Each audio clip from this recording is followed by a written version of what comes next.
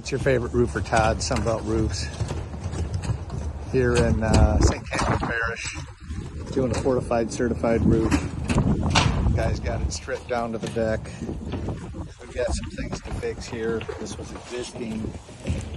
You kind of see that flange fell off, so we'll have to get in the attic and straighten that off for the nice lady. But then you can see as we're just looking at any place where there was ever a leak, delamination. We're going to change this plywood, at least a half a sheet there. You can see this, the flashing or the jack, the pipe boot was leaking around here, obviously. You can see rotted wood. So we're going to change that. We're abandoning an old hot water heater stack, so we'll put new plywood in this whole area.